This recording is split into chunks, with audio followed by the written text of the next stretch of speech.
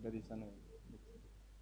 Salatu wassalamu ala Rasulillah wa ala alihi wa ashabihi wa mawalah wa la hawla wa la quwwata illa billah, amma ba'd.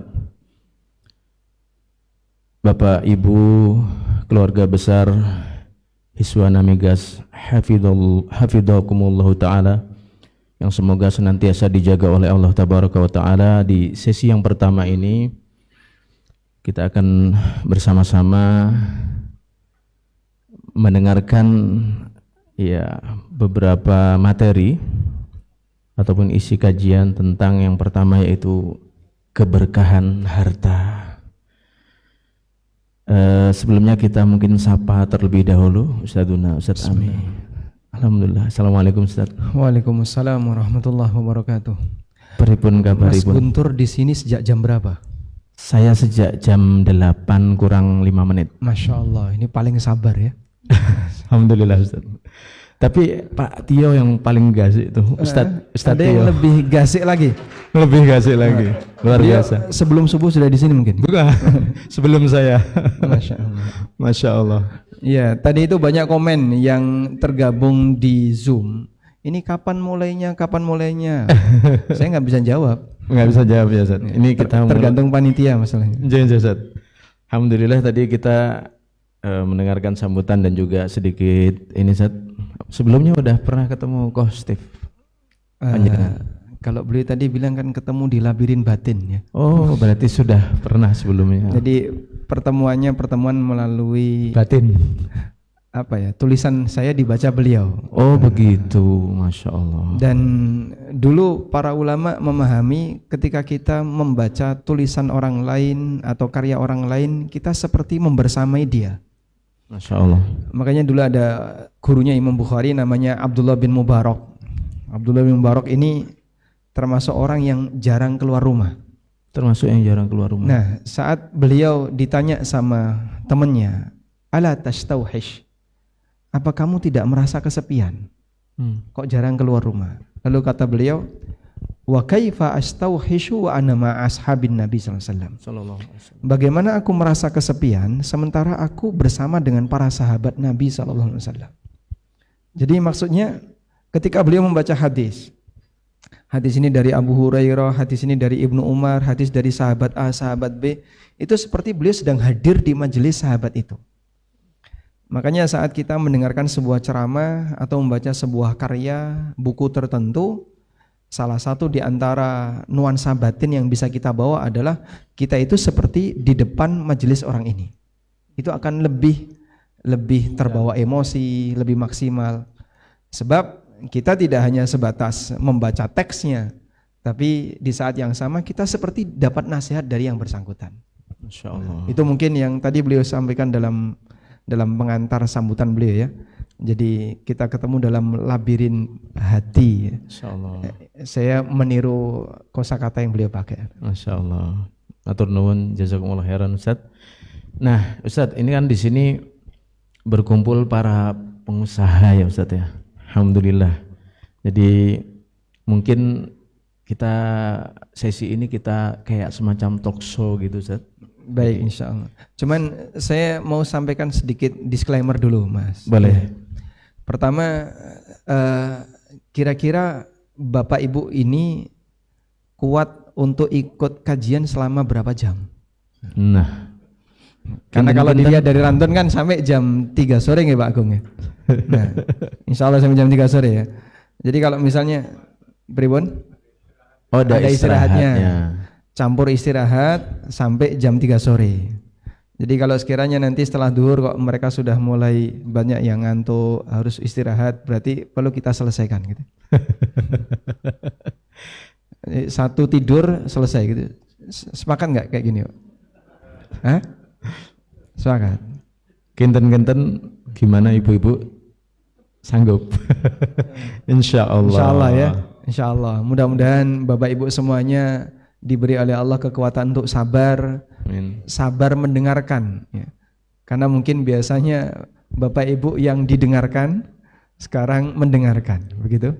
Sanggup insya Allah ya. Baik. Nah, disclaimer yang kedua. Yang kedua, Saya itu punya kelemahan. apa itu, Ustaz? Nah, kelemahan ini saya sampaikan di awal biar nanti tidak mengecewakan. Baik. Saya kurang pinter humor gitu. Kurang pinter humor. Nah, jadi kalau misalnya sebagian jamaah menghendaki, ya seharusnya cari pembicara itu yang pinter humor, yang lucu. Nah, mohon maaf, saya kelemahannya di situ. Jadi kira-kira diterima enggak kalau kayak gini? Terima, insyaallah. Enggak apa-apa ya? Mboten napa-napa, Ustaz. Insyaallah mboten napa-napa. Baik Ustaz, sekali lagi di sini kan berkumpul Bapak Ibu para pengusaha ya, alhamdulillah. Nah, kira-kira apa kewajiban paling mendasar yang perlu kita pahami selaku pengusaha, Ustaz? Kebetulan saya mendampingi Ustaz di sini juga pengusaha jualan bakso, Ustaz. Oh gitu. Jualan bakso. Nah, kira-kira apa nih, Ustaz? Kewajiban yang paling mendasar yang perlu kita pahami. Nah, untuk baik, berbicara tentang kewajiban para pengusaha. Mudah-mudahan apa yang saya sampaikan ini Anda anggap sebagai hal yang penting, sehingga mungkin forum kita perlu gantian ya. Yang saya maksud begini, kalau Bapak Ibu punya pembicaraan lain yang sekiranya bisa ditunda, mungkin nanti bisa disampaikan di forum di luar forum ini. Jadi kalau kita berbicara tentang kewajiban para pengusaha, kewajiban para pengusaha adalah sadar akhirat. Maksudnya sadar akhirat gimana? Semua yang kita lakukan akan dihisap, baik harta yang Anda dapatkan maupun harta yang Anda belanjakan. Prinsip seperti ini yang banyak ditekankan dalam Al-Quran. Allah Subhanahu wa Ta'ala berfirman, "Tsumma la tus'alunna yawma idzin 'anil na'im." Kemudian kelak di hari kiamat kalian akan ditanya oleh Allah tentang kenikmatan yang telah Allah berikan kepada kalian.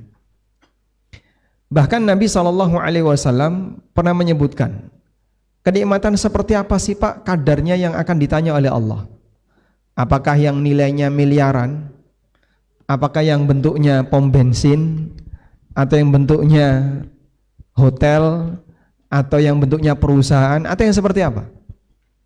Ternyata kenikmatan yang mungkin kita tidak pernah terfikir kalau itu akan ditanya oleh Allah. Apa itu? Air mineral yang Anda minum. Jadi ini kata Nabi SAW, pertama kali yang akan dihisap oleh Allah. Rasulullah SAW pernah menyebutkan bahwa yang pertama kali akan ditanya oleh Allah mengenai harta yang Allah berikan kepada hambanya, Allah akan bertanya, alam nusihha jismak wa nurwika min ma'in barid. Bukankah aku telah memberikan kesehatan bagi badanmu? Bukankah aku telah memberikan minuman yang seger bagimu? Jadi ini ditanya oleh Allah. Kira-kira kalau air putih saja ditanya oleh Allah, air pun ditanya enggak Pak? ditanglet. Kendaraan kira-kira ditanya enggak? Kita bisa pastikan yang lebih mahal dari ini pasti akan ditanya oleh Allah. Nah, semacam inilah yang perlu kita bangun, bahwa setiap muslim dia akan menghadapi hisab. Harta yang kita miliki nanti akan berhadapan, kita akan menghadapi hisab. Membangun kesadaran akan hal ini akan membuat orang lebih persiapan. Nanti saya akan menghadap Allah dan semua yang saya miliki pasti akan dihisab oleh Allah. Lalu bagaimana cara Allah menghisab harta itu? Disebutkan dalam hadis riwayat Tirmidzi, Nabi SAW pernah bersabda, la tazulu qadama 'abdin yaumal qiyamah hatta yus'al.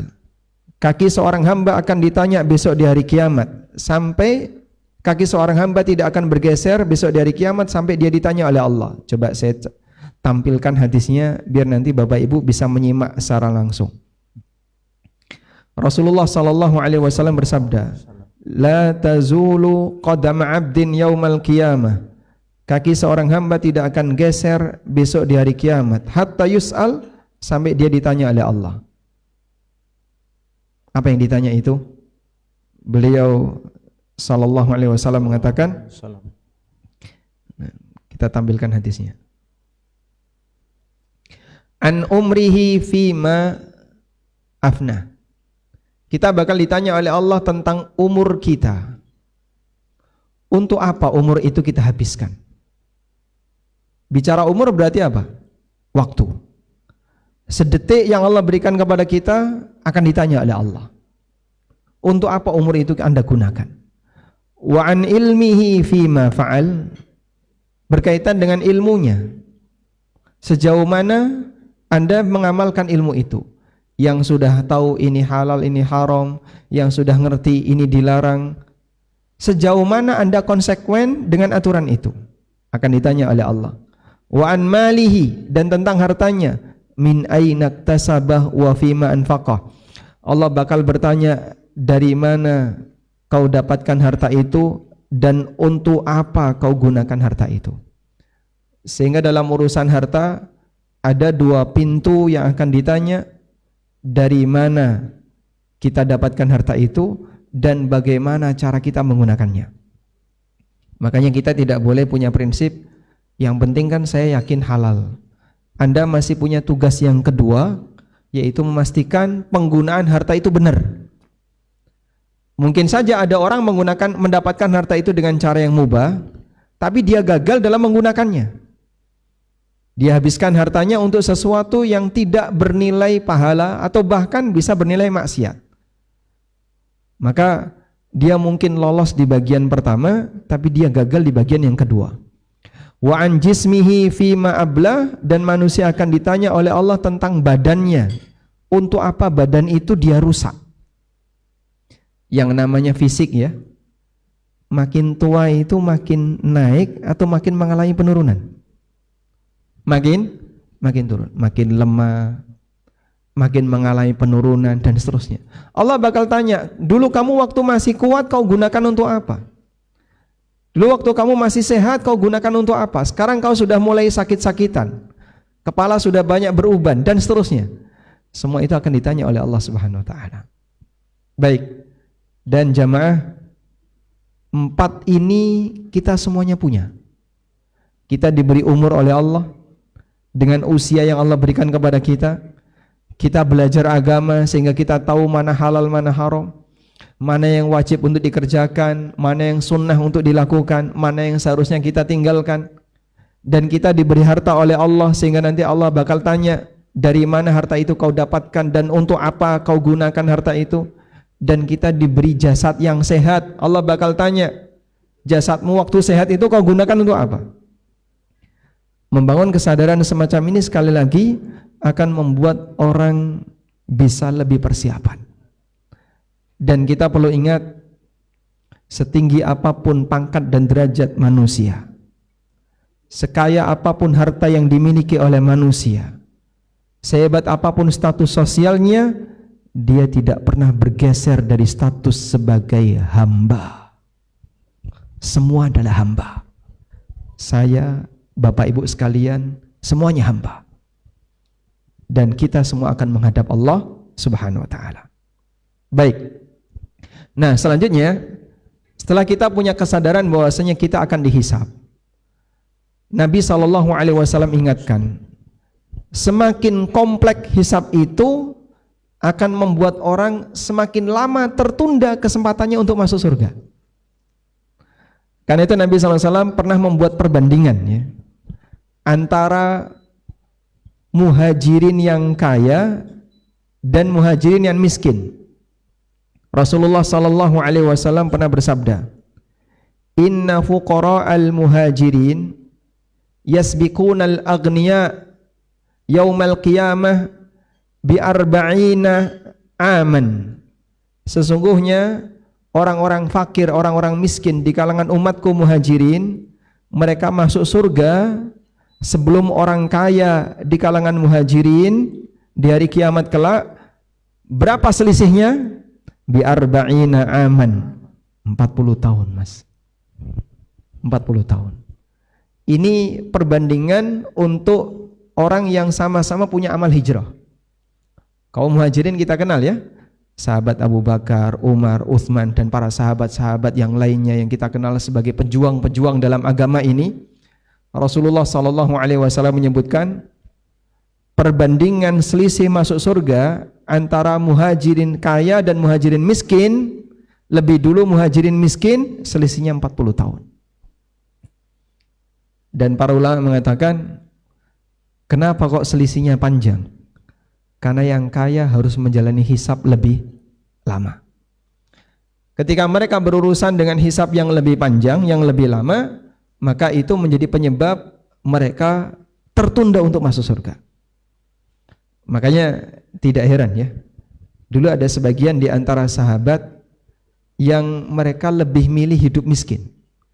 Bukan karena nggak mampu untuk bisa hidup lebih banyak, lebih kaya, tapi mereka milih untuk miskin. Karena mereka berpikir, ketika saya punya banyak beban harta, nanti tanggung jawab saya di hadapan Allah akan lebih panjang. Seperti yang pernah disampaikan oleh sahabat Abu Dzar radhiyallahu anhu. Sahabat Abu Dzar pernah mengatakan, al-faqru ahabbu ilayya minal ghina wal maradu ahabbu ilayya minas sihha. Miskin lebih saya sukai daripada kaya. Karena beliau berharap hisabnya lebih ringan. Ketika hisabnya lebih ringan, semoga tidak tertunda untuk bisa mendapatkan kenikmatan surga yang selisihnya 40 tahun. Itu di kalangan sahabat muhajirin. Nah, paling tidak begini ya, kalau kita tidak bisa bebas dari yang namanya hisab, minimal ada satu, Pak. Jangan sampai harta yang kita punya jadi sumber masalah besok di akhirat.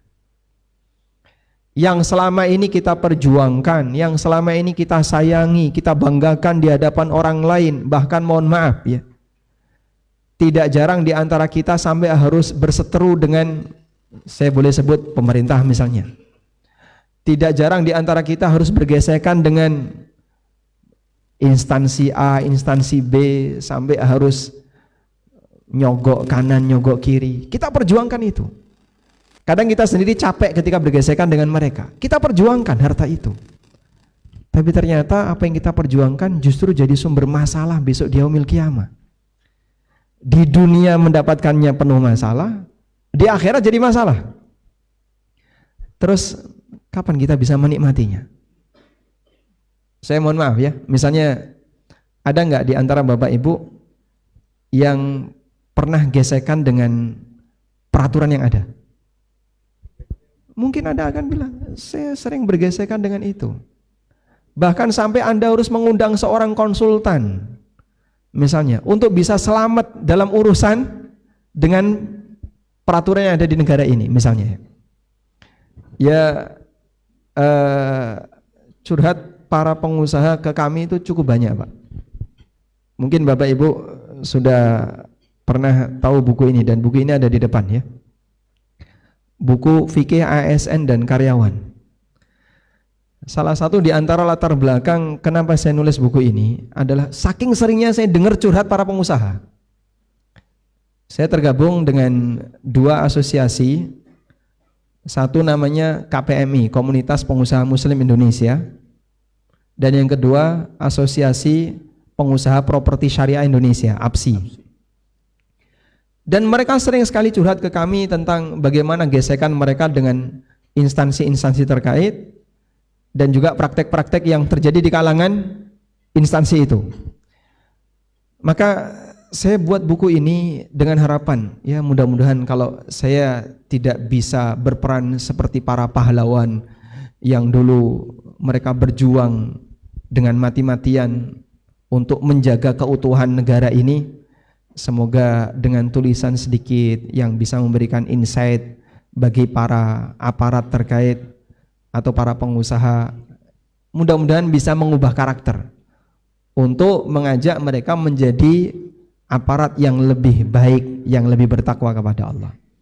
Baik, jadi setidaknya tadi ya, kalau kita tidak bisa bebas dari yang namanya hisab, minimal jangan sampai harta yang kita miliki menjadi sumber masalah besok di akhirat. Oleh karena itu ada satu hadis ya yang ingin kami ingatkan, di mana Nabi SAW pernah mengatakan tentang keadaan di akhir zaman. Nabi SAW bersabda, kalimatnya seperti ini. Hadis riwayat Bukhari. La ya'tiyanna 'alan nasi zamanun, sungguh akan datang satu zaman di tengah umat manusia, la yubalil mar'u bima akhadzal mal, di mana orang tidak peduli dari mana dia mengambil harta. Amin halalin amin haram, apakah dari yang halal ataukah dari yang haram.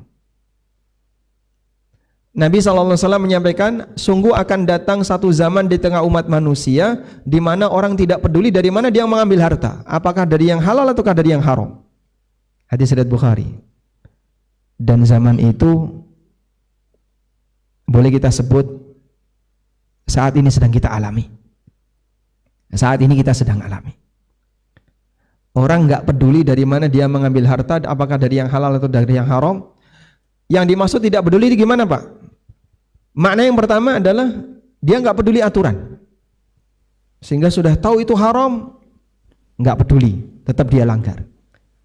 Makna yang kedua, nggak gobris, alias nggak mau belajar, sehingga batasan mana halal mana haram dia nggak mau mempelajarinya, dia nggak gobris. Dan kita bisa melihat realita di masyarakat, mungkin zaman ini sedang kita alami. Setidaknya Bapak Ibu, jangan jadikan kita bagian dari mereka. Kalau Anda bagian dari mereka, berarti kita termasuk di antara orang yang masuk dalam daftar celaan Nabi SAW. Wallahu a'lam. Baik Ustaz, Masya Allah. Tadi Ustaz ada menyampaikan ada sahabat yang lebih memilih miskin, Ustaz. Nah, kalau kita misalkan diberi potensi harta nih, Ustaz, bagaimana sikap yang tepat untuk memanfaatkan potensi harta yang kita punya? Baik. Ketika kita diberi potensi harta oleh Allah, pertama yang perlu kita sadari bahwa ini semuanya pemberian dari Allah. Allah menjelaskan dalam Al-Quran dua jenis manusia yang sukses dari sisi harta dan kekayaan. Yang satu pintar bersyukur, yang satu kufur. Nah, kita mulai yang mana dulu nih? Anda tertarik untuk melihat yang mana? Pintar bersyukur. Yang pintar bersyukur. Saya ceritakan tentang Sulaiman alaihissalam. Sulaiman ini diceritakan oleh Allah sebagai gambaran manusia yang pintar bersyukur.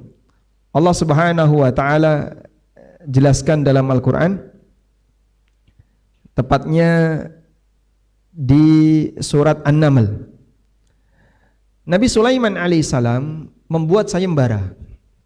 Siapa yang mampu memindahkan singgasana Ratu Bilqis dari Sabak ke tempat ini? Sabak ada di mana, Pak? Di Yaman. Kerajaan Sulaiman ada di mana? Jangan sebut Borobudur ya. Sleman itu. Kayak gitu masih ada yang percaya, Mas. Ada yang percaya? Ada yang percaya, Masya Allah. Mirip-mirip sih. Borobudur itu adalah singgasana Sulaiman. Sedangkan Ratu Bilqis itu Ratu Boko. Makanya yang dilewati namanya Sleman, dari kata Sulaiman. Cok galu cok. Yang penting cocok. Ini godak gatuk orang matuk. Baik. Nah, setelah singgasana itu berhasil dipindahkan, Allah Subhanahu wa taala mengatakan, "Falamma ra'ahu mustaqirran 'inda." Ketika Sulaiman melihat singgasana itu sudah berada di dekatnya, qala, coba Anda lihat bagaimana pernyataan Sulaiman. Hadza min fadli rabbi. Bapak lihat ya di baris yang kedua, sebentar. Ini ya. Qala hadza min fadli rabbi liyabluwani ashkuru am akfur. Ketika Sulaiman melihat singgasana itu sudah ada di hadapannya, apa kata Sulaiman? Ini semuanya karena karunia yang Allah berikan kepadaku. Ini semuanya karena Allah yang ngasih. Mohon maaf ya, antara Anda dengan Sulaiman lebih soleh mana? Gak bisa dibandingin, Pak. Beliau seorang nabi. Sulaiman tidak mengatakan, loh seperti inilah bukti rizki orang soleh. Kamu bisa ngomong kayak gitu, dari mana jaminan kalau kamu ini orang soleh? Kadang-kadang orang sering ngomong kayak gitu, inilah rizki orang soleh. Bapak sudah ngomong, Bapak orang soleh, yang jamin orang soleh itu siapa? Sulaiman tidak berbicara seperti itu. Walaupun beliau seorang yang sangat soleh, beliau seorang nabi, tapi ketika beliau melihat bagaimana kekuasaan beliau berhasil, beliau mengatakan, hadza min fadli rabbi. Ini semuanya karunia Allah. Liyabluwani ashkuru am akfur. Allah hendak mengujiku, apakah aku bisa jadi orang yang bersyukur ataukah jadi orang kufur. Maka kata kunci syukur itu ada pada satu kalimat, mengakui kalau itu datang dari Allah. Nah, sekarang kita bandingkan jenis manusia yang kedua ya. Satunya siapa? Qarun. Kalau Qarun gimana Pak? Coba kita lihat untuk Qarun. Qarun Allah Subhanahu wa taala ceritakan dalam Al-Qur'an, tepatnya di akhir dari surat Al-Qasas. Di surat Al-Qasas ayat 78. Ketika Qarun itu membanggakan hartanya, dia bilang seperti ini. Qala innama utituhu ala ilmin indi. Qarun berkata, aku diberi seperti ini karena aku punya ilmu. Karena saya itu orangnya ulet mas. Karena saya orangnya pinter bisnis. Saya pinter manajemen. Saya itu orangnya disiplin. Saya rajin. Saya banyak beribadah. Saya dan seterusnya. Saya.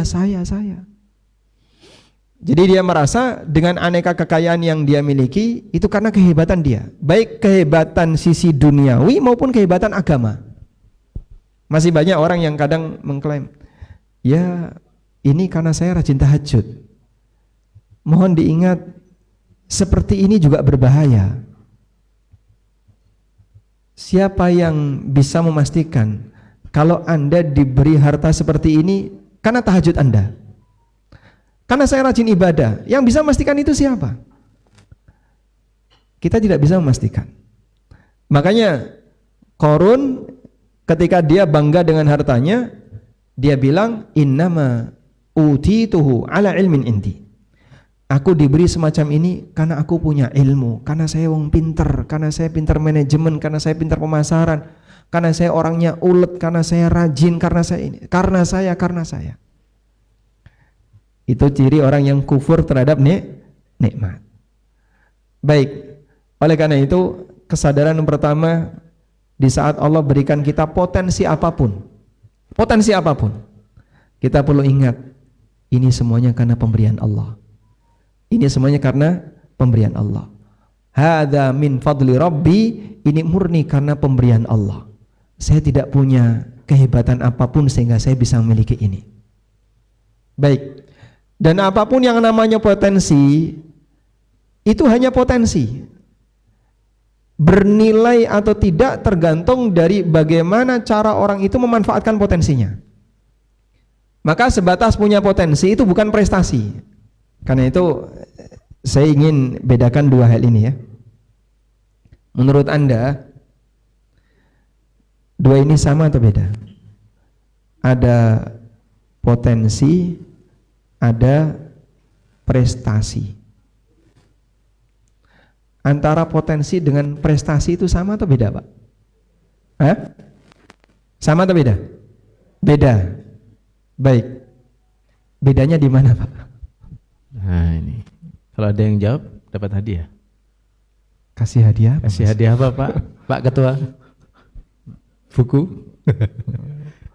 Buku. Wah. Apa bedanya potensi dan prestasi? Silahkan. Kalau kita sepakat dua ini berbeda, kira-kira titik perbedaan antara potensi dengan prestasi apa? Boleh. Monggo. Monggo, Bapak. Izin nggih. Bapak sinten? Pak Ustadz, monggo, Pak. Apa bedanya potensi dan prestasi? Ini tadi cuma mendengarkan yang di belakang, Pak. Boleh, Pak. Potensi itu katanya bawaan bayi, bawaan lahir gitu. Bawaan bayi. Ya, potensi itu kemampuan, Pak. Kemampuan.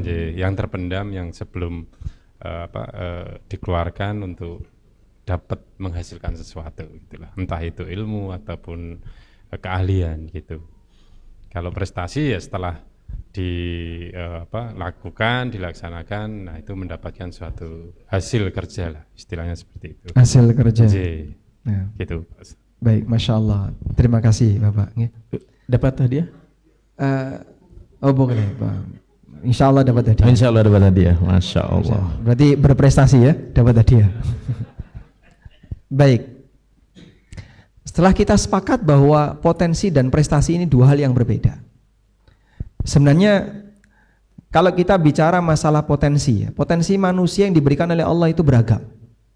Ada yang punya potensi A, ada yang punya potensi B, dan seterusnya. Kalau misalnya saya tanya ya, pinter, kaya, menurut Bapak mana dari dua potensi ini yang lebih baik? Hah? Pinter. Jadi misalnya ya, misalnya Bapak dikasih pilihan, ini ada calon menantu nih, pinter tapi miskin, kaya tapi goblok. Pinter, pinter tapi kaya.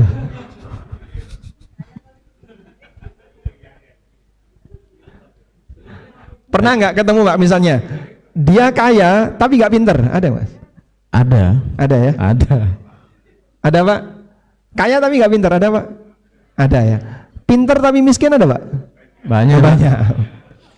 Lebih banyak yang mana Pak? Kaya tapi goblok dengan pinter tapi miskin? Kayaknya lebih banyak yang pinter tapi miskin ya. Makanya dia suka minteri orang lain. Baik, kembali ke sini ya. Jadi kalau misalnya kita diminta oleh Allah, kamu mau pilih mana? Jadi orang pinter tapi miskin atau jadi orang kaya tapi goblok? Anda pilih mana? Hah? Pinter kaya. Pilihan itu tidak ada. Namun apapun ini kan potensi Pak ya. Mau pinter itu juga potensi, kaya juga potensi. Gimana? Iya, bodoh tapi kaya juga banyak.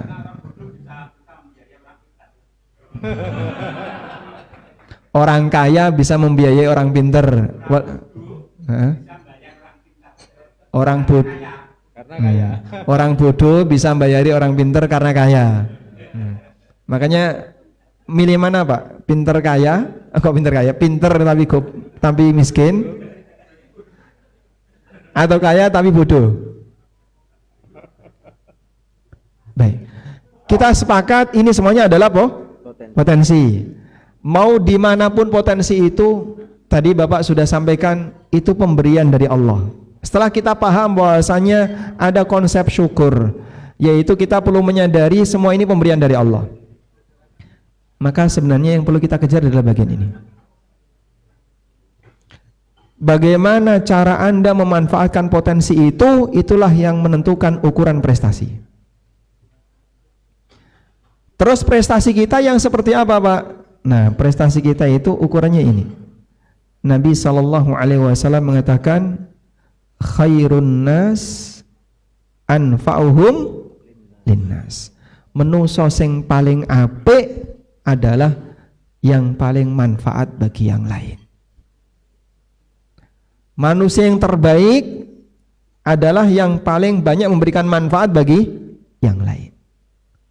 Sehingga kalau hanya sebatas kaya tapi hanya untuk kepentingan pribadinya, pinter tapi hanya untuk kepentingan pribadinya, punya jabatan tapi hanya untuk kepentingan pribadinya, punya status sosial, punya ini, itu hanya sebuah potensi. Anda bisa buat daftar aneka potensi itu, gak ada bedanya antara yang mau memberi manfaat dengan yang tidak memberi manfaat. Maka seperti ini berarti kita tidak sedang membandingkan prestasi, kita sedang membandingkan potensi. Prestasi yang sejatinya ada di sini. Ketika Anda bisa memberi manfaat bagi yang lain. Makanya berangkat dari pertanyaan tadi ya. Di saat Allah memberikan kita potensi harta, selanjutnya apa sih yang perlu kita lakukan agar harta yang kita miliki ini menjadi lebih baik? Jawabannya ada di sini. Sejauh mana Anda bisa memberikan manfaat bagi yang lain dengan harta itu. Kalau hanya sebatas punya harta tapi hanya untuk kepentingan pribadi, ya sama sebagaimana orang pintar hanya untuk kepentingan pribadi, sama dengan pejabat yang hanya untuk kepentingan pribadi. Tapi ketika Anda punya potensi dan Anda manfaatkan potensi itu untuk memberi manfaat bagi yang lain, di saat itulah ukuran prestasi. Baik. Sehingga Bapak Ibu yang Allah, keberadaan orang yang punya harta, orang kafir lebih banyak hartanya daripada orang muslim. Sehingga dari daftar orang-orang kaya dari dulu di zaman Nabi SAW sampai sekarang selalu nomor 1 orang kafir. Kok bisa Pak? Sebab Allah mau sediakan bagi mukmin balasan yang lebih indah. Karena itu Nabi SAW menyebut dunia adalah penjara bagi siapa? Orang mukmin. Muslim. Dunia itu seperti penjara bagi muslim. Rasulullah SAW bersabda, "Ad-dunya sijnul mu'min." Dunia itu penjara bagi mukmin. Wa jannatul kafir, dan surga bagi orang kafir. Hadis riwayat Muslim. Ad-dunya sijnul mu'min wa jannatul kafir. Dunia itu penjara bagi orang mukmin dan surga bagi orang kafir. Maknanya gimana? Makna yang pertama, bahwa dunia bagi mukmin itu penuh dengan keterbatasan. Maksudnya gimana Pak? Seperti orang di penjara. Orang di penjara gimana Pak? Penuh dengan keterbatasan. Ini nggak boleh, ini nggak boleh, ini dilarang. Kenapa sih Pak? Dikit-dikit kok haram. Ini nggak boleh. Mau gerak dikit kebentur aturan larangan. Ini dilarang. Iya, karena kamu lagi di penjara. Dan ketika kamu di penjara berarti kamu tidak punya kebebasan seutuhnya.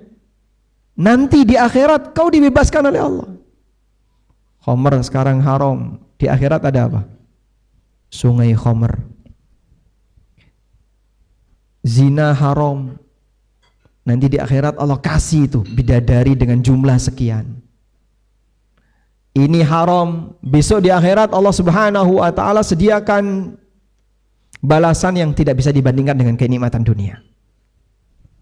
Yang kedua, senikmat apapun fasilitas yang Allah berikan kepada mukmin, jika dibandingkan dengan kenikmatan di akhirat, maka kita sekarang seperti di penjara. Sehingga Bapak Ibu dalam kondisi sehat walafiat, bisa punya banyak fasilitas dan kendaraan, tapi dibandingkan dengan kenikmatan di akhirat, ini seperti penjara. Makanya orang kafir diberi kesempatan oleh Allah, kenikmatan 100% ada di dunia, sudah selesai. Besok di akhirat dia nggak punya jatah sama sekali. Karena itulah Allah jelaskan dalam Al-Quran, ketika Allah menceritakan dialog dengan penduduk Quran, dengan penduduk neraka, Allah Subhanahu wa taala mengatakan, "Adhabtum tayyibatikum fi hayatikumud dunya." Allah berfirman di surat Al-Ahqaf ayat 20. "Wa yauma yu'radul ladzina kafaru 'alan nar, adhabtum tayyibatikum fi hayatikumud dunya wastamta'tum biha." Pada hari orang kafir itu dinampakkan neraka bagi mereka. Lalu Allah katakan, "Adhabtum tayyibatikum fi hayatikumud dunya." Kalian telah memborong semua kenikmatan kalian di dunia. Wastamta'tum biha, dan kalian telah menikmatinya. Fal yauma tujzauna adzabal hun, maka pada hari ini kalian akan dibalas dengan azab yang menyakitkan, azab yang menghinakan. Baik. Jadinya di situ gimana? Keberadaan harta yang dimiliki oleh seseorang, potensi yang dimiliki oleh seseorang akan menjadi bernilai jika dia gunakan harta itu untuk mengejar prestasi. Dan prestasi kita yang sejatinya diukur dari kemanfaatan. Baik. Nah, sekarang kalau sudah bicara kemanfaatan, kita mau ngukur nih Pak. Sejauh mana sih kita sudah memberikan potensi kita untuk kemanfaatan itu? Karena kita bicara masalah harta, maka saya fokus masalah kemanfaatan harta. Coba nanti Bapak dan Ibu bisa kasih nilai ya, mana dari dua orang ini yang infaknya lebih besar. Saya ulang ya, tolong fokus, mana dari dua orang ini yang infaknya lebih besar. Si A pendapatan si A 5 juta per bulan, infak si A 500.000 per bulan. Si B, pendapatan si B 5 miliar per bulan, infaknya si B infak per bulan 100 atau 500 juta per bulan. Enggak 500 juta, kegedean. 50 juta. 50 juta per bulan. Baik. Menurut Anda dari dua orang ini mana yang infaknya lebih besar? Atau B, Pak? A infaknya cuma 500.000 loh, Pak. 5 juta per bulan, ya. Infaknya 500.000. 10%. Ini berarti berapa? Ini 10%. Sudah, yang ini berapa? 1%. Anda jangan mengira, ini kan gede banget Pak nilai ini Pak, 50 juta per bulan, besar. Besar dari nominal, tapi kecil dari sisi persentase. Dan seperti ini ternyata matematika sedekah. Matematika sedekah yang diajarkan Nabi SAW seperti ini. Kok bisa? Datang Umar bin Khattab radhiyallahu anhu. Umar sudah batin, kali ini aku akan kalahkan Abu Bakar. Dia bawa itu hartanya, lalu dia setorkan di hadapan Rasulullah SAW. Ya Rasulullah, ini untuk fisabilillah. Ditanya sama Nabi SAW, yang kau tinggalkan di rumah berapa? Kata Umar, mithlahu, semisal dengan ini. Separuhnya berarti berapa? Separuhnya 50%. 50%. Umar infak berapa? 50%. Nabi SAW tidak melihat nominalnya, tapi yang beliau lihat berapa sisa yang kau tinggalkan di rumah. 50%. Datang Abu Bakar, naruh hartanya, ya Rasulullah ini untuk fisabilillah. Nabi SAW tanya sama Abu Bakar, apa yang kau tinggalkan di rumahmu? Allah dan Rasulnya. Udah habis semuanya. Baik. Beliau tidak melihat nominal, tapi yang beliau lihat apa? Persentase. Jadi mungkin orang berpikir, alhamdulillah tahun ini saya sudah infak 100 juta. Iya 100 juta Pak, tapi pendapatan Bapak 10 M. Dibandingkan dengan orang yang infak 500.000 dengan pendapatan 5 juta per bulan, gede yang itu Pak. Karena matematika sedekahnya itu bukan dilihat dari besar nominal, tapi dilihat dari seberapa perjuangan. Seberapa perjuangan. Ini kalau misalnya angkanya saya pergede 500 juta per bulan, nah mungkin berimbang, sama-sama 10%. Tapi ketika saya sebut 50 juta per bulan, barulah kelihatan bedanya. Gitu ya. Nah di sini cara ngukur, sebenarnya saya sudah melakukan prestasi seberapa banyak. Anda jangan lihat nominal. Saya sudah wakaf masjid. Iya, Anda wakaf masjid 1. Tapi Anda punya properti 100. Ada orang yang dia menderma untuk masjid, mungkin dia nggak seberapa. Dia baru wakaf misalnya 5 juta untuk pembebasan lahan. Cuman tabungan beliau hanya 10 juta. Beliau sudah berani keluar 50% dari tabungannya. Nah, kurang lebih seperti itulah cara untuk mengukur nilai prestasi dari potensi harta yang Allah berikan kepada kita. Wallahu a'lam. Baik Ustaz, kita kan pengusaha ini menggunakan harta ya, harta yang kita dapat lah. Nah, apakah semua bentuk penggunaan harta ini pasti bernilai pahala? Baik. Apakah pasti bernilai pahala, Ustaz? Nah, karena kita bicara dengan pendekatan iman kan, berarti yang kita pikirkan adalah ketika harta itu keluar berpahala atau tidak. Nah, kalau Anda bicara dengan pendekatan bisnis, yang kita keluarkan ini menguntungkan atau tidak. Tapi kalau kita bicara pendekatan iman, yang kita pikirkan, yang saya keluarkan ini bernilai pahala atau tidak. Saya pindahkan Bapak Ibu ke ruangan sebelah.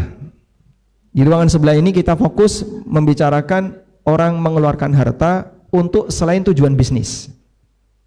Kalau investasi bisnis tentu saja pertimbangan Anda ini menguntungkan atau tidak. Tapi kalau ini investasi non bisnis, berarti pertimbangan kita adalah berpahala atau tidak.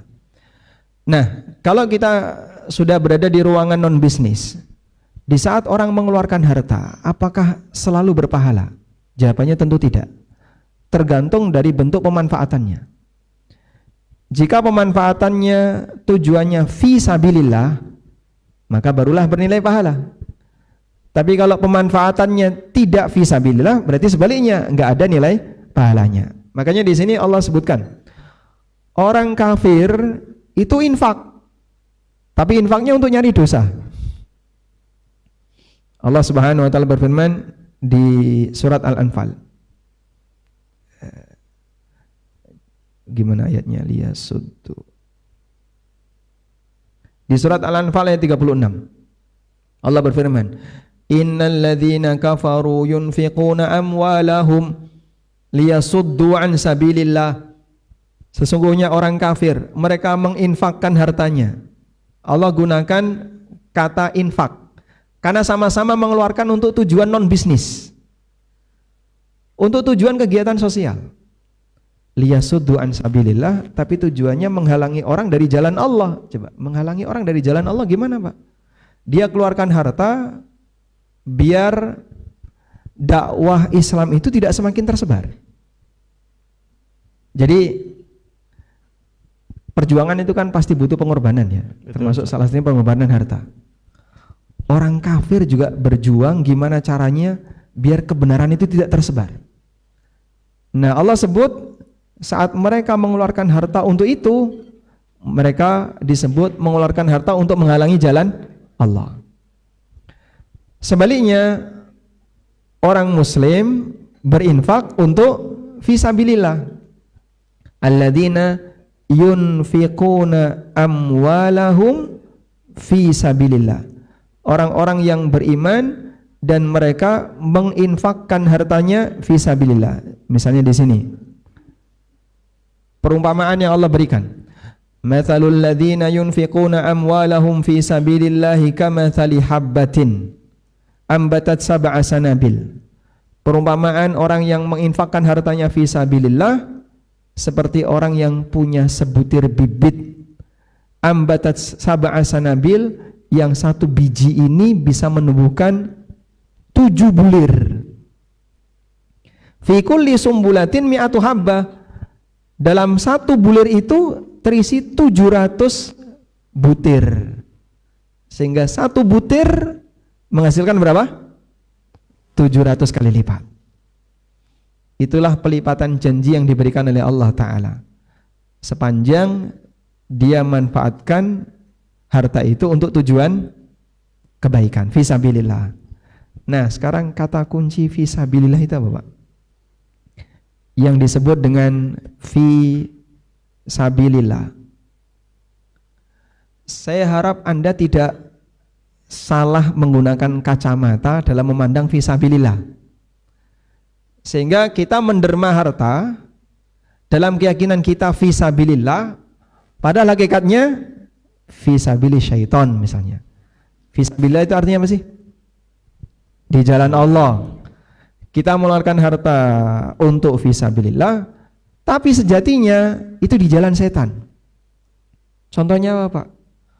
Mengeluarkan harta untuk kegiatan maksiat. Apapun maksiatnya. Baik maksiat, jadi lawannya kan sabili syaiton. berada di jalan setan. Ini untuk maksiat. Apapun bentuk maksiat itu. Saya ketemu orang yang karakternya itu aneh. Jadi kalau diajak untuk infak masjid, untuk kegiatan sosial keagamaan, orang itu pelit, tidak mau keluar. Tapi giliran untuk kegiatan sosial non keagamaan, rame-rame kampung misalnya, sepak bola, jadilan, konser musik, terus dangdutan kampung, itu dia berani keluar. Udah nanti tak bosi semuanya, tak pakai duit saya semua. Jor-joran. Tapi ketika diminta ada pembukaan wakaf masjid, dia nggak mau keluar. Sebenarnya kan sama-sama mengeluarkan Pak ya. Bedanya di mana Pak? Di penggunaan.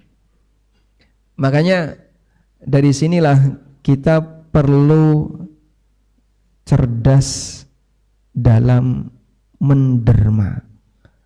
Jangan sampai Pak salah sasaran karena apa yang kita keluarkan justru bisa bernilai maksiat ketika kita salah tempat.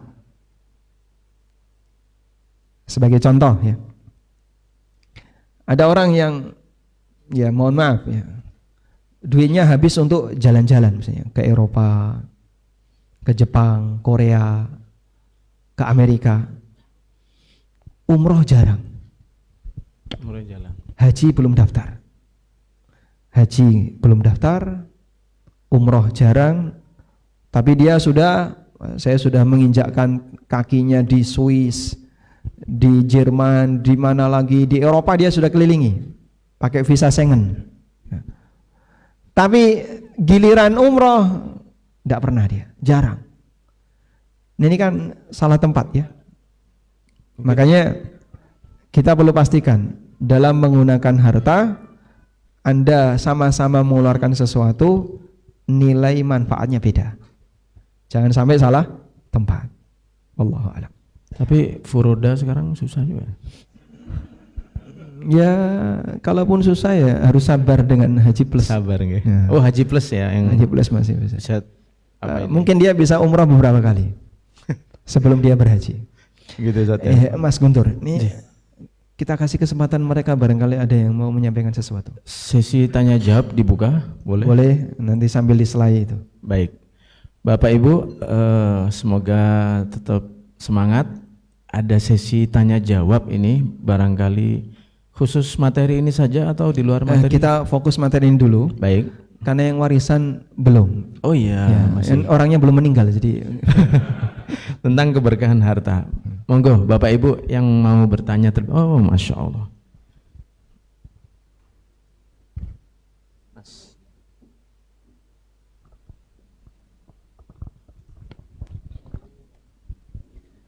Monggo Ibu. Terima kasih. Assalamualaikum warahmatullahi wabarakatuh. Waalaikumsalam warahmatullahi wabarakatuh. Saya Bu Heni, Pak. Jadi bukan Bu Sri Mul titik-titik. Oh, saya Menteri Keuangannya Hiswara Migas, Pak. Nyon sewu ini ya. Pertanyaan saya tertarik dengan Bapak tadi menyatakan bahwa sekarang itu membedakan yang halal dan haram itu sangat susah. Jadi Pak, saya juga merasakan sekarang.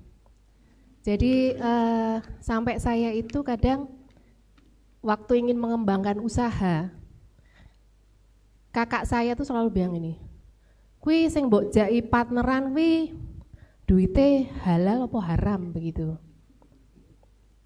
Misalnya saya didatangin orang yang bajunya seperti Dek Tio, Pak. Itu kan yang kayak gimana, Pak? Dek Tio, gitu. mohon berdiri sebentar Dek Tio. yang nuansa Palestina. Iya kan? Iya. Kalau seperti itu, bajunya seperti itu kan kita persepsinya wah ini mesti duitnya halal gitu kan. Padahal saya juga punya teman yang bajunya seperti Dek Tio itu kalau ke Jakarta mampirnya ke Mangga 2, Pak. Wah ini. Lah, Makanya kan sekarang ini kan susah. Mohon maaf, mungkin kru bisa ngarahin kamera ke beliau. Oh iya. Biar tahu yang Coba, online. Pakaian kayak dress code-nya. Dress code seperti Pak Tio itu kayak gimana sih?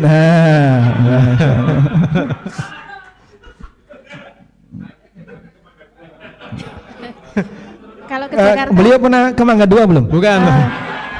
Dress code-nya seperti ini. Oh, dress code seperti itu ya. sepertinya ke Pasar Kembang saja dia. Oh. Nggak usah dodol ke Jakarta. Nah, Pak Ustadz, bagaimana kita sekarang ini bisa inilah, kalau saya mungkin saya bilang kakak saya begini, Mas, awak dewe nek kerjasama karo dengan orang-orang baru yang kami belum mengenal nyun sewu ya Pak. Kami kan tidak mungkin men-track bahwa iki dia betul-betul usahanya uangnya dari bisnis-bisnis yang halal atau tidak kan, karena itu kan susah sekali sekarang. Terus bagaimana supaya kita itu nantinya kalau bekerja sama dengan orang-orang yang baru kita kenal itu bisa mudah-mudahan menjadi satu bisnis yang halal Pak. Karena itu kadang-kadang saya itu sampai wah yora gitu, akhirnya nggak jadi kerjasama karena sudah mikir halal haram gitu loh, karena kita tidak tahu mereka dari mana. Masya Allah. Iya, itu yang pertama. Kemudian saya ini barusan dapat ilmu baru ini Pak. Ini benar apa enggak ya? Jadi ada seorang teman saya yang mungkin sedang belajar untuk memberikan kajian-kajian. Terus kemudian dia begini, Mbak, aku tuh diberi pengalaman dari salah satu temanku yang sudah biasa jadi ustadz.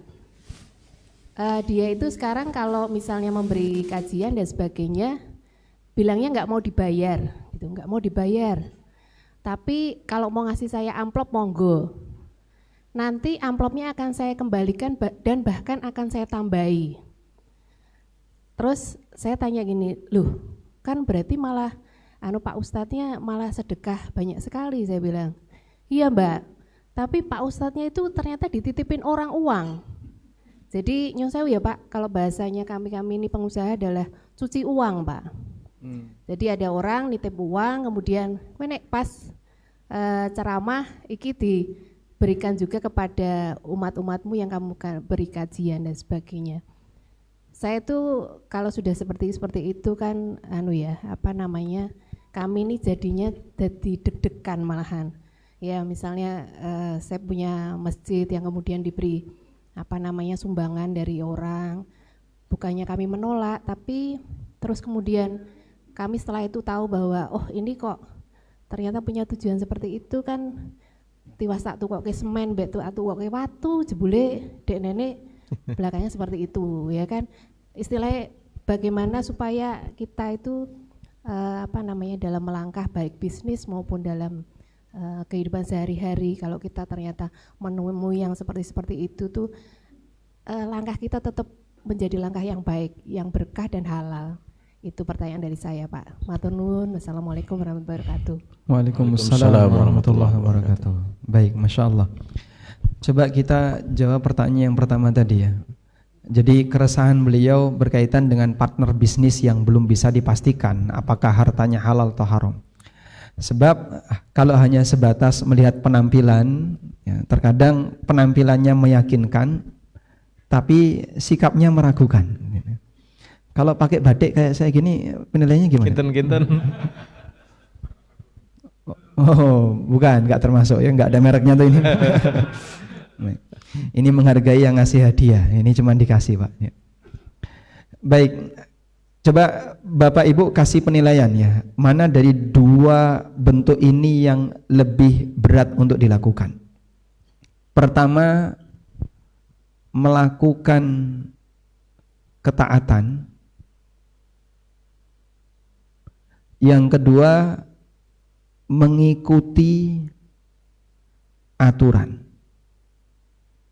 Melakukan ketaatan yang saya maksud ya, rajin sholat, rajin baca Quran, rajin ibadah secara umum. Mengikuti aturan berarti dia perhatian terhadap halal haram, ketika haram dia tinggalkan, ketika enggak boleh dia hindari dan seterusnya. Menurut Anda dari dua ini mana yang lebih berat? Hah? Berdasarkan pengalaman pribadi, mana yang lebih berat? Mengikuti aturan? Ya? Yakin itu ya? Baik, sepakat kayaknya ini ya. Mengikuti aturan lebih berat daripada melakukan ketaatan. Begitu? Nah, dan realitanya memang demikian. Banyak orang ahli tahajud, ahli puasa sunnah, ahli sedekah, ahli baca Quran, ahli solawatan, ahli tahlilan, ahli, serba ahli dia, tapi koruptor.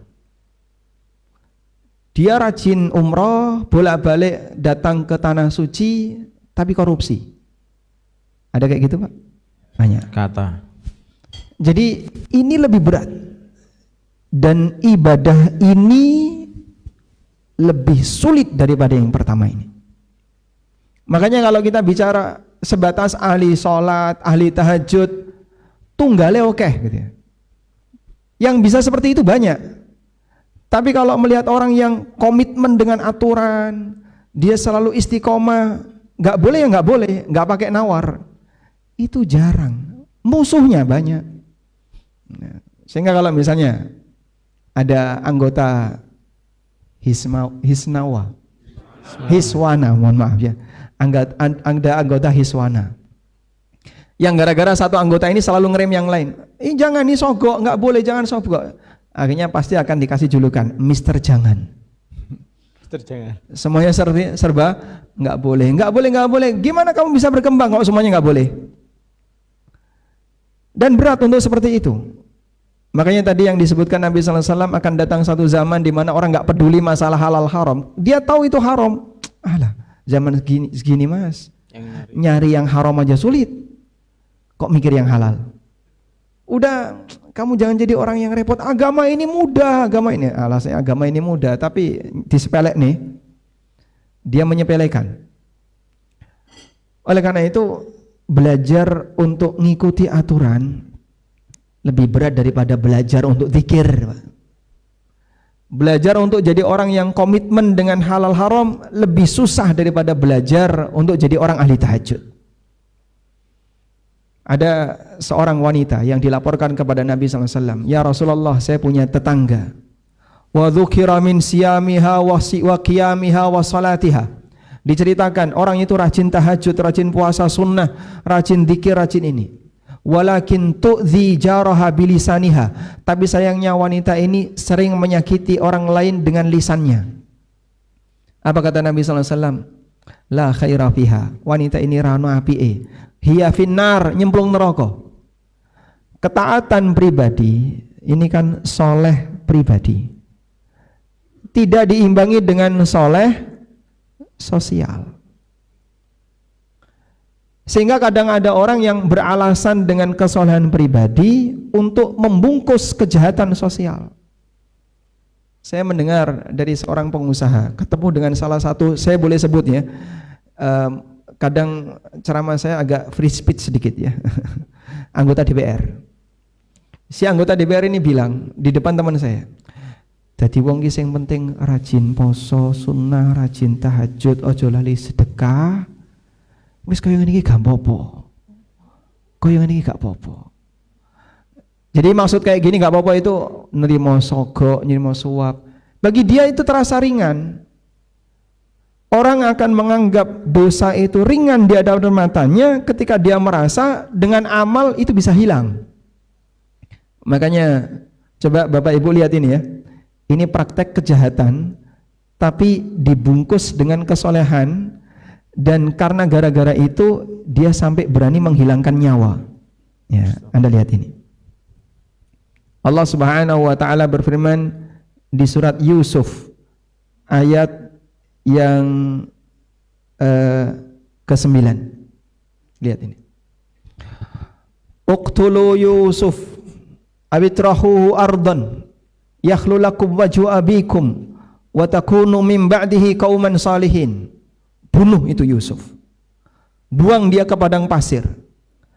yakhlu lakum wajhu abikum, biar dia enggak ganggu di hadapan wajah bapak kalian. Wa takunu min ba'dihi qauman shalihin, dan nanti kalian akan jadi orang-orang soleh. Setelah ini mari kita bareng-bareng jadi orang soleh. Jadi setelah bunuh Yusuf, kita tobat bareng-bareng, kita jadi orang soleh. Bahaya enggak, Pak? Bahaya. Makanya kalau dalam pikiran sebagian orang, wis rapopo, urip iki digawe gampang, haram-haram didik rapopo, padahal sebenarnya banyak ya.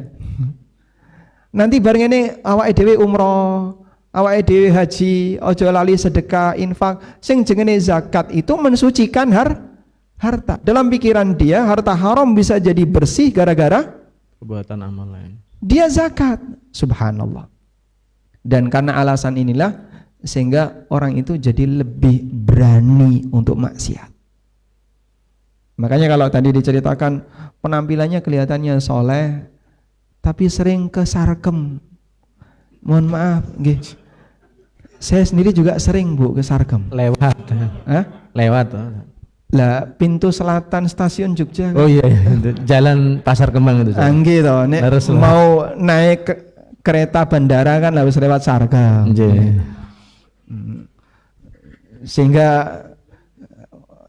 wis nganggo pakaian rapi, nganggo tas, pamitan karo bojone ning di sarkem. Mau naik kereta bandara maksudnya nggih. Nah, karena kan pintunya ada di sisi selatan. Ya. Baik. Cuman kembali kepada tadi, kalau Anda menemukan seperti ini, itulah fenomena. Dan ternyata itu sejarah yang berulang. Pelakunya saja yang beda, Pak. Sehingga kalau dulu ada orang seperti itu, dia berencana membunuh seorang nabi dengan niat nanti setelah ini kita akan jadi orang soleh. Kalaupun sekarang ada orang penampilannya seperti itu, berkedok dengan kesolehan pribadi, tapi setelah itu dia melakukan kejahatan sosial dengan aneka pelanggaran yang dia lakukan, seperti tadi ya, model sogok, model suap dan seterusnya, itu hal yang lumrah. Maksud lumrah sudah pernah ada gitu ya, sehingga bukan hal yang baru. Nah, terus berbicara tentang masalah apa yang perlu kita lakukan berkaitan dengan kerjasama. Nah, ini kan kita masalahnya kerjasama dengan modal yang statusnya kita nggak tahu. Kalau Anda tidak tahu, maka lihat dohirnya, sebab kita tidak berurusan dengan bagian batin. Dohir itu apa, Bu? Yang kelihatan gitu ya. Ya, dia muslim, unit usahanya secara umum halal, berarti secara umum hartanya halal, selesai. Masalah detailnya dia punya invest di bagian yang bermasalah, bagian yang haram. Kalau kita nggak tahu, kita tidak berurusan dengan itu. Sehingga cukup lihat lahiriah. Karena hukum di dunia itu hukum berdasarkan lahiriah. Dulu Nabi SAW berinteraksi dengan orang Yahudi. Dan orang Yahudi itu beragam sumber pendapatan. Ada dari hasil riba, ada dari hasil jualan makanan haram dan seterusnya. Tapi Nabi SAW bertransaksi dengan mereka.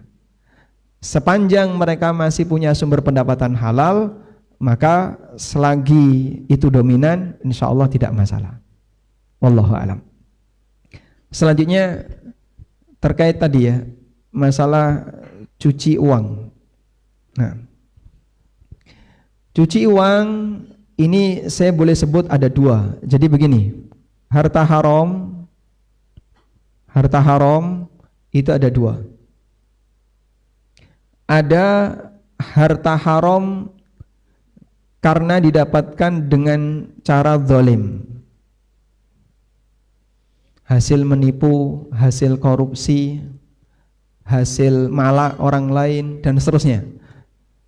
Semua harta haram yang didapatkan dengan cara zalim ini pindah kemanapun tetap haram. Pindah kemanapun tetap haram. Contohnya apa tadi? Yaitu tadi hasil menipu, hasil korupsi dan seterusnya. Sehingga kalau ada maling terus titip ke masjid, ini untuk biaya listrik, boleh diterima enggak? Selagi kita tahu itu hasil maling, ya jangan diterima. Itu bukan haknya. Yo, tapi Pak, dia kan pengen itu untuk menderma. Ya kalau menderma pakai duit pribadi, jangan pakai duit orang lain. Dan Nabi SAW mengatakan, Innallaha la yaqbalu salatan bighairi tuhurin wala sadaqatan min ghulul. Allah tidak menerima salat tanpa bersuci, sebagaimana Allah tidak menerima zakat dari hasil korupsi. Dalam bayangan orang, zakat bisa mensucikan harta, itu tidak berlaku untuk harta haram. Jadi perumpamaannya kayak gini ya. Harta haram itu seperti barang najis. Saya mau tanya, wis mulai bleret ini Mas. Hadiah, ada hadiah. Mulai bleret. Oh, ngantuk maksudnya. Nah, gitu. Ketahanan mereka dalam mendengarkan. Boleh Ustaz. Nih, sambil diselingi yang lain. Ya. Ya, misalnya ini ya.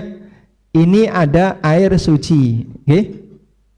Lalu kecemplungan kotoran cicak. Kotoran cicak anggaplah najis. Sudah? Bagaimana caranya agar air suci ini kembali suci?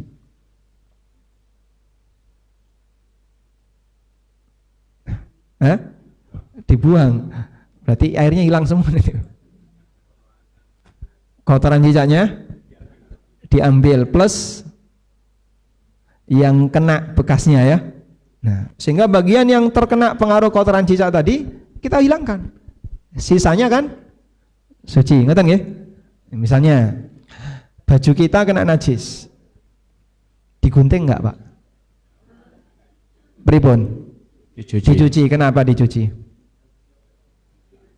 Karena tidak semua. Menghilangkan najisnya biar bajunya tetap kembali suci. Itulah ilustrasi zakat. Sehingga Nabi SAW menyebut zakat itu ausakhun nas, kotoran manusia. Makanya Allah sebut zakat mensucikan harta. Khudh min amwalihim shadaqatan tutahhiruhum wa tuzakkihim biha.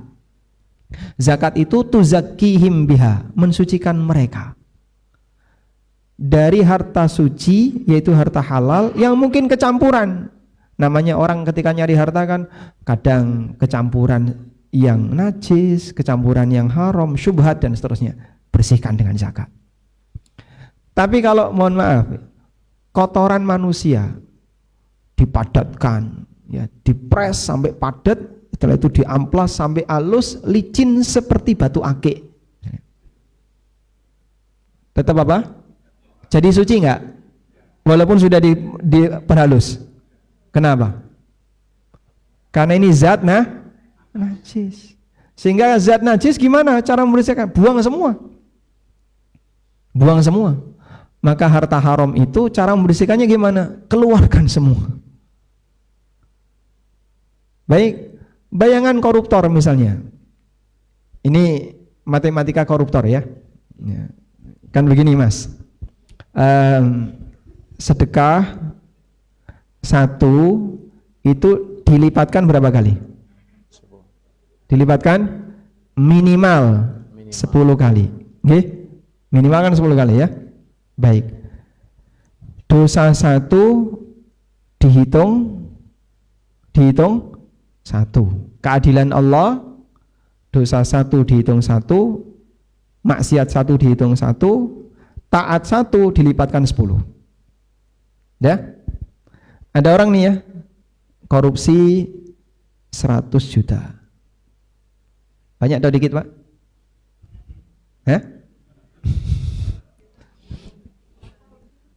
Kurang. Nanggung. Tergantung pembandingnya. Oh, tergantung. Baik. Korupsi 100 juta. Sudah? Sedekah 10 juta. Korupsi 100 juta, dosa 100 juta. Sedekah 10 juta, pahala 100. Pak, babuk toh? Antarane dosane karo ganjarane kan sama. Imbang. Nek ganjarane wis padha karo dosane ilang. Berarti pinten?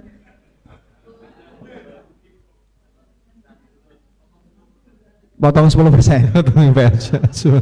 Masya Allah. Dan ada orang yang punya pikiran kayak gini Pak. Ada orang yang punya pikiran kayak gitu. Saya ketemu aparat yang ingin bersih ya, dia ingin bersih. Saya itu sebenarnya penasaran, mereka itu kok berani kayak gitu, kenapa sih Mas? Sampai rawat di dosa itu.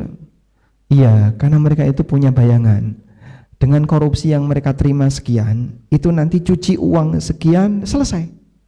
Sisanya itu bagi dia sudah halal karena sudah dibersihkan dengan cara dizakati lebih dari 2,5%. Ini kan 10% ya. Zakat itu kan cuma 2,5%. Oh, ini 4 kali lipatnya. Masya Allah. Andaikan orang punya pikiran semacam ini, rusak negara ini.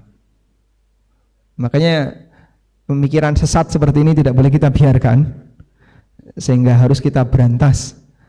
Karena Nabi SAW ngasih pemahaman bahwa sedekah dengan harta haram tidak diterima. Oleh karena itu haram karena dolim, pindah kemanapun tetap haram. Ya. Cuci uang tadi kalau tahu ya jangan diterima. Jadi kalau ustadznya ini ngerti bahwasanya itu adalah hasil dari yang haram, ya terlarang bagi dia untuk menerimanya, walaupun untuk dibagi-bagikan kepada masyarakat. Yang benar gimana Pak? Kembalikan. Benar yang disampaikan oleh Pak Presiden ya, balikin dong. Jadi memang harusnya seperti itu. Orang nerima harta haram dari cara dolim, menipu, korupsi, malak, memaksa dan seterusnya, kembalikan kepada yang berhak.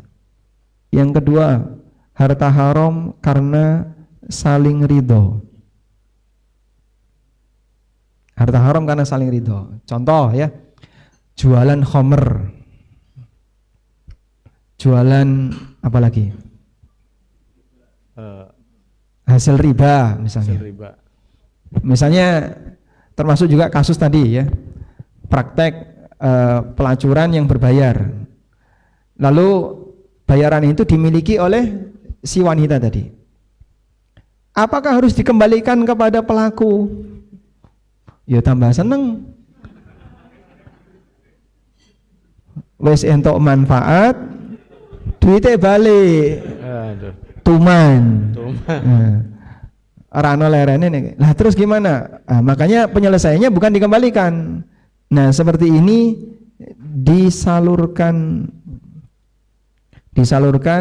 untuk fasum selain masjid. Misalnya apa Pak? Perbaikan jalan, untuk perbaikan selokan, dan statusnya bukan sebagai amal tapi membersihkan najis seperti yang tadi kita sampaikan. Jadi statusnya dalam rangka membersihkan najis. Misalnya nyun sewu nggih, ada orang buang kotoran, plung lap. Pernah tahu? Apa itu Pak? Plung lap. Plung lap WC di atas kolam lele. Oh iya. Apakah saat orang buang kotoran seperti itu sama dengan sedekah untuk lele? Dalam pikiran dia kan tidak. Dia tidak sedang bersedekah. Saya sedang buang najis. Masalah dimakan ikan atau apa, itu tidak sama dengan sedekah untuk ikan. Wallahu a'lam. Baik Ustaz, Masya Allah. Ada yang bertanya lagi kalau tadi dari ibu-ibu, bapak-bapak? Wah langsung.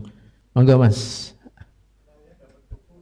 Oh pertanyaan dapat buku. Boleh milih. Oh boleh milih. Masya Allah. Coba tadi ibu, yang ibu mau milih dari ada, Pak buku nanti saja. Nanti aja. Silakan. Terima kasih Ustaz. Assalamualaikum warahmatullahi wabarakatuh. Waalaikumsalam warahmatullahi wabarakatuh. Iya, saya Setiono dari Bojonegoro. Izin ini perihal yang kaitannya dengan hisab tadi Ustaz. Jadi tadi saya catat yang pertama yang kaya akan dihisab lebih lama. Kemudian jangan sampai harta kita jadi sumber masalah di akhirat. Ada kondisi bahwa saya meyakini yang hadir ini adalah semua pengusaha, bahwa pengusaha itu lazimnya akan menyimpan hartanya dalam bentuk aset fisik. Bukan, tidak semuanya dalam tabungan, karena kalau tabungan katanya ada inflasi segala macam. Nah, kalau kita punya semisal sawah ya, sawah atau rumah, ada beberapa misalnya, Sawah ini kemudian kita izinkan untuk digarap oleh orang lain secara bebas dan hasilnya pun dinikmati oleh mereka yang garap. Ataupun rumah boleh kita pinjamkan dihuni kepada orang lain. Hanya saja pada suatu kondisi lain, karena mungkin pindah ke lain tempat yang nunggu rumah atau yang garap sawah itu sudah menua dan tidak diteruskan ahli warisnya, ini menjadi tempat, menjadi aset yang tidak bisa dimanfaatkan lagi dan itu berjalan berbilang tahun. Ya, dengan kondisi ini yang kaitannya dengan hisab kelak kita di akhirat, bagaimana rumusannya? Ya, itu yang pertama. Yang kedua, mohon di-refresh kembali perihal penegasan bedanya antara sedekah, infak, dan zakat. Terima kasih Tat, itu dari kami. Assalamualaikum warahmatullahi wabarakatuh. Waalaikumsalam warahmatullahi wabarakatuh. Terima kasih Bapak. Kita tadi sempat menyebutkan hadis yang membandingkan kecepatan masuk surga antara orang kaya dan miskin muhajirin ya. Ada hadis yang lain Bapak. Ini yang selain muhajirin.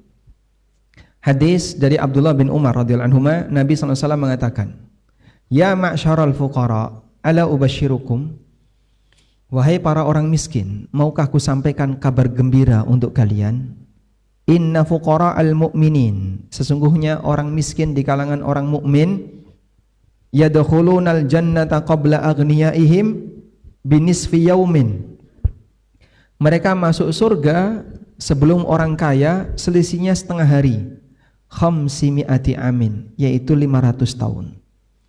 Kalau antara muhajirin tadi kan 40 tahun. Antar non muhajirin selisihnya 500 tahun antara yang kaya dan miskin.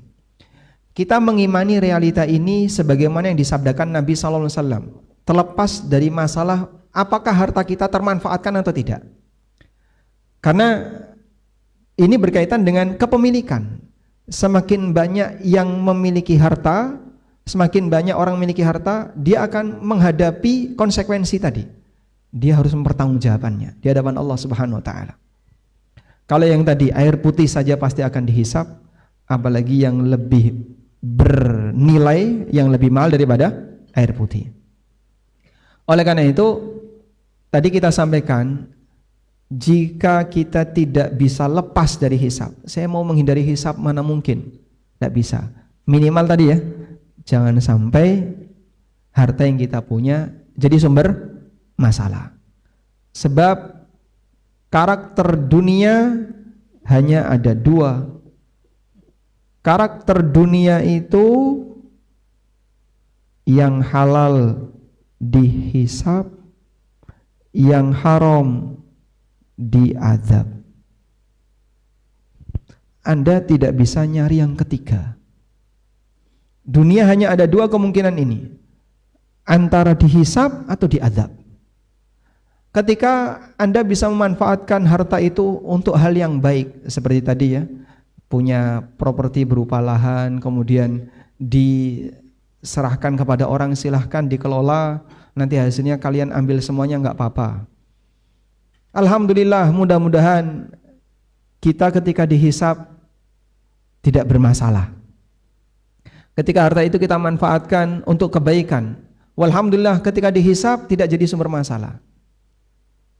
Namun kalau ada bagian yang haram, ini dulu saya dapatkan dengan cara yang haram, mohon maaf, untuk bisa dapat itu pakai nyogok dulu, pakai nyuap, pakai ini, ada banyak maksiat yang kita lakukan untuk mendapatkannya. Anda akan menghadapi ya potensi hukuman dengan semua maksiat tadi, terlepas dari hartanya dimanfaatkan untuk kebaikan. Karena maksiat tetap terhitung maksiat, walaupun harta yang kita dapatkan nanti dimanfaatkan untuk kebaikan masyarakat. Sebab karakter dunia hanya ada dua ini, yang halal dihisab, yang haram diazab. Maka kalaupun misalnya kita punya sawah Pak, sudah dikelola oleh orang lain, tapi sekarang jadi mangkrak karena yang ngelola nggak ada, ya itu akan dihisab. Cuman kita ingin bagaimana agar nanti hisabnya tidak masalah. Begitu Pak ya. Baik. Yang sedang kita perjuangkan di bagian itu. Semoga harta saya tidak menjadi sumber masalah ketika saya menghadap Allah. Baik. Kemudian yang kedua, Bapak bertanya tentang perbedaan antara infak, sedekah, zakat. Bedanya di mana? Infak itu kalimat umum yang digunakan untuk menyebut semua bentuk mengeluarkan harta. Semua bentuk mengeluarkan harta, itu namanya infak. Baik untuk kebaikan maupun untuk maksiat. Makanya tadi Allah Subhanahu wa taala menceritakan di surat Al-Anfal ya, bahwa orang kafir mereka berinfak dengan apa Pak? Hartanya. Tujuannya menghalangi manusia dari jalan Allah. Innal ladzina kafaru yunfiquna amwalahum liyasuddu an sabilillah. Sehingga Bapak jalan-jalan ke Eropa, ke Amerika, itu infak juga untuk keluarga. Infak untuk diri sendiri. Tapi untuk hal-hal yang mungkin sifatnya mubah atau pemborosan atau yang lain tergantung dari penggunaan. Intinya mengeluarkan harta itu infak, baik yang bernilai pahala, yang sifatnya mubah atau yang bernilai maksiat. Selanjutnya, sedekah.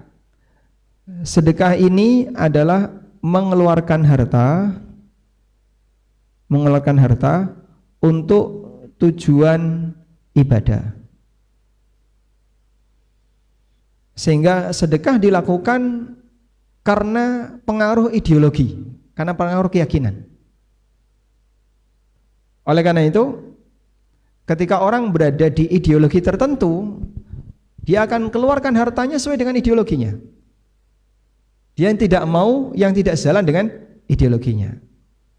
Mohon maaf ya, misalnya saya nyebut nama kelompok enggak apa-apa ya. Misalnya ada kelompok tertentu yang mewajibkan seluruh pengikutnya wajib nyumbang 10% dari pendapatan yang dia miliki. Dengan keyakinan siapa yang mau melakukan seperti itu akan dapat jaminan surga. Mau dia ngasih Pak, 10% Pak, lebih tinggi daripada zakat. Zakat 2,5%, dia 10%. Sekarang naik 12%. Dia keluar sekian belas persen itu dengan harapan dapat pahala.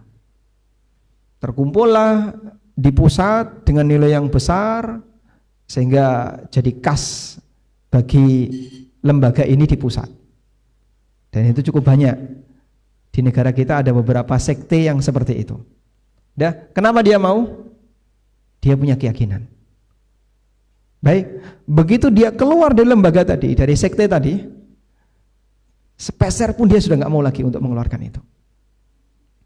Saya punya banyak sekali kawan yang dia mantan dari sekte-sekte semacam ini. Dulu jor-joran dia, bahkan ada yang menyerahkan rumah, ada yang menyerahkan tanah, ada yang emas sekian. Begitu dia tobat, sudah tidak lagi berada di sekte itu, duit 100 rupiah pun dia nggak mau, karena ideologinya sudah bergeser, keyakinannya sudah geser. Maka sedekah itu mengeluarkan untuk tujuan ibadah sesuai dengan latar belakang ideologinya.